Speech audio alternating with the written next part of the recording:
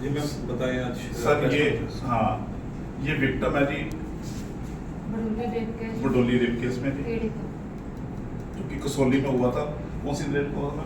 3 जुलाई 2023। क्या हुआ था बता हमको। मैं मेरी फ्रेंड अपने बॉस के साथ कसौली गए थे। बॉस का क्या नाम था? अमित बिंदल। फिर कहाँ गए थे? कसौली गए थे घूमने। तो वहाँ पे कौन से होटल में ठहरे थे? हम न्यू रोज कॉमन होटल में। न्यू न्यू रोज कॉमन तो न्यू रोज कॉमन होटल। तो पूरा बताइए ना कैसे क्या हुआ, किसके साथ वहाँ पहुँचे और क्या क्या हुआ? मैं मेरी फ्रेंड अमित बिंदल वहाँ पे गए कसौली में शाम को 5 बजे करीब। ठीक है, वहाँ पे 6-7 बजे करीब मैं और मेरी फ्रेंड घूम रहे थे लॉन में, नीचे गार्डन्स वगैरह में हम लोग घूम रहे थे। वहाँ पे मेरी मुलाकात हुई रॉकी मित्तल से जी और बड़ौली से, जी जिन्होंने मुझे जिनके बारे में मुझे कुछ पता नहीं था कि वो कौन लोग हैं। उन्होंने मुझे अपना इंट्रोड्यूस किया क्योंकि मेरी फ्रेंड जो है वो थोड़ा सोशल मीडिया में एक्टिव है, जो पूनम है वो एक्टिव रहती है।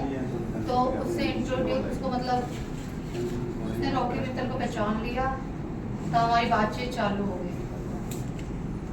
फिर बातचीत चालू होते उन्होंने अपने बारे में इंट्रोड्यूस किया कि मैं राजनेता हूँ, मेरा नाम मोहनलाल बडोली है, मैं मंत्री हूँ। और रॉकी मित्तल ने अपने बारे में बताया कि मैं सिंगर हूँ, गाने लिखता हूँ। ऐसे हमारी बातचीत चालू हो गई। फिर उन्होंने कहा बैठ के बात करते हैं रूम में। कौन से रूम में गए थे? 226 उन्हीं का रूम। कौन कौन थे रूम में उस वक्त? वही दोनों थे और मैं कौन कौन? और आपके फ्रेंड के अलावा और कौन लोग? कोई नहीं नहीं वो मोहन बडोली थे कि नहीं वहाँ पे?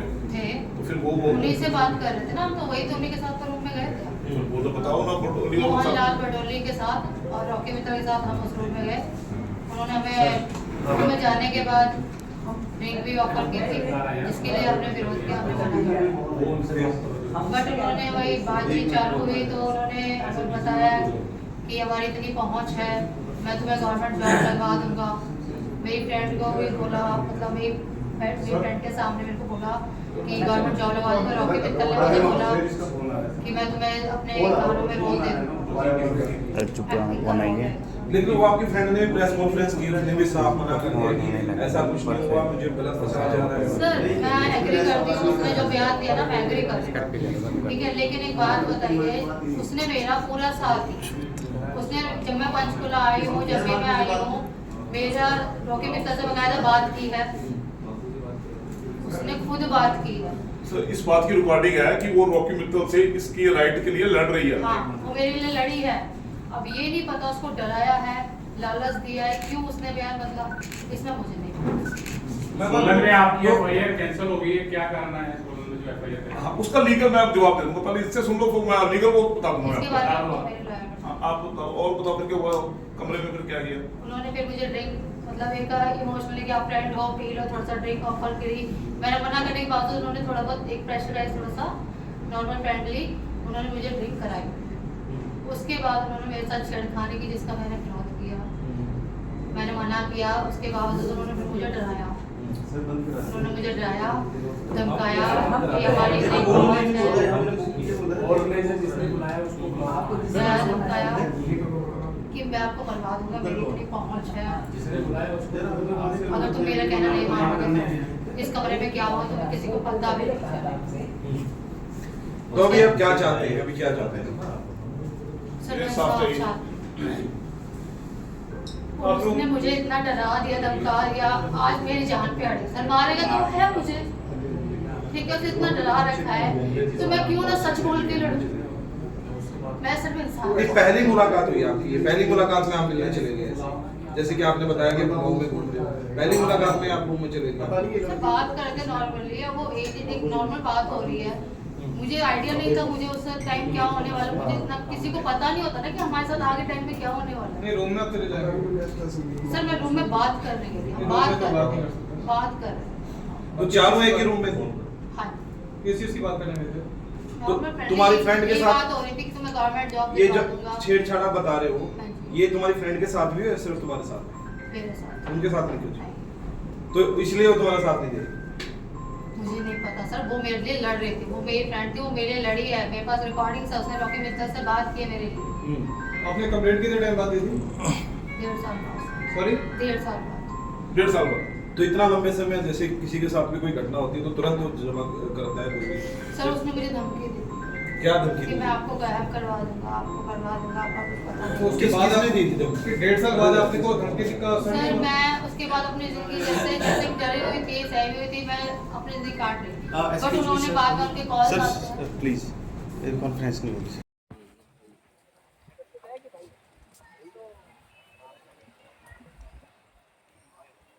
नहीं करेंगे क्या?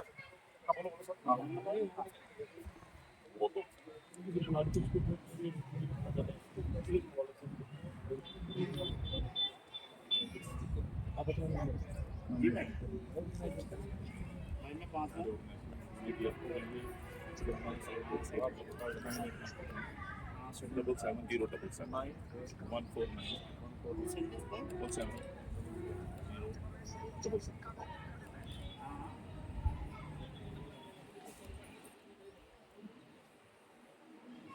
मैं तो फंस गई, मैंने तो नहीं टेबल लगाया ये। तो ऐसे में सर आपको चलो बता दो, बाहर अगर बात करनी है तो बाहर कर लेते हैं। ये जो एफआईआर भी कैंसिल हुई है, ये दबाव में कैंसिल हुई है सर, वो कैंसिल नहीं हो सकती थी। लॉ क्या कहता है कि अगर एफआईआर कैंसिल करनी है तो कंप्लेनेंट को पहले इन्फॉर्म करो। इस केस में कंप्लेनेंट को कोई नोटिस नहीं दिया गया। दबाव बनाने के लिए कंप्लेनेंट के ऊपर पंचकुला में एफआईआर दर्ज की गई जिसमें इन्होंने बेल ली है,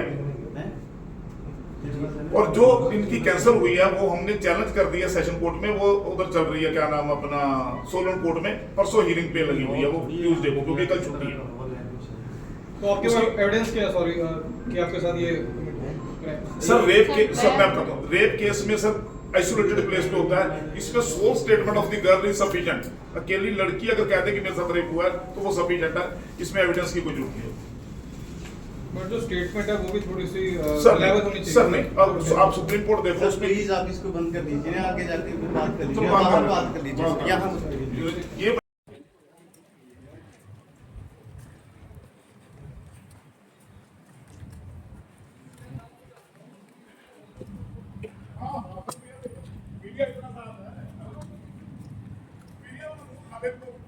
उतार रही है ये फर्स्ट टाइम विक्टिम। वीडियो ना बनाओ यार, वीडियो ना बनाओ, वीडियो ना बनाओ। सामने लेके आ रहे पुलिस। चलो चलो आप करो, कोई बात नहीं, वीडियो ना बनाओ यार।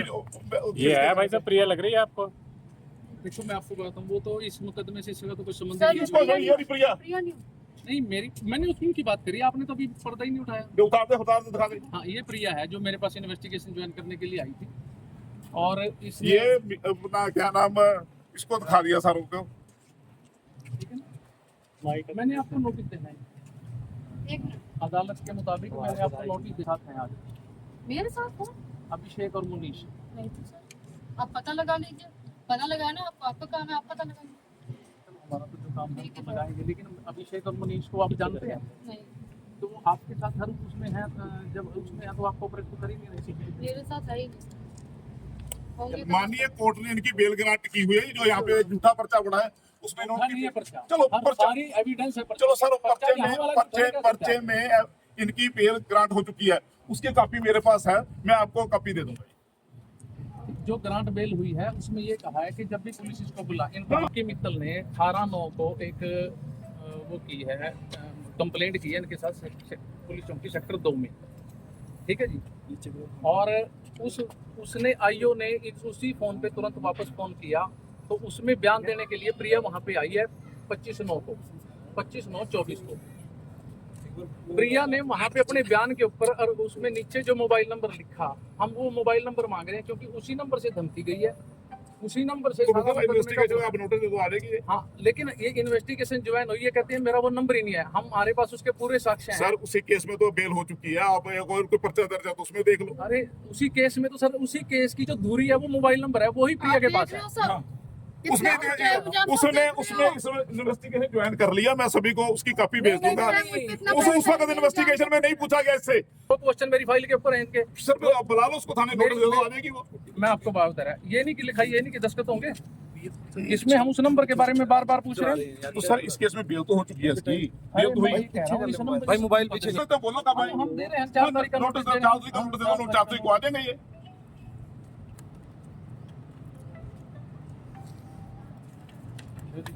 लो पुलिस के सामने ही प्रेस कॉन्फ्रेंस में ये रिसीव कर लो। अच्छी तरह इसकी कॉपी इसको रिसीव कर लो, ये कॉपी आप पकड़ो और ये हमारे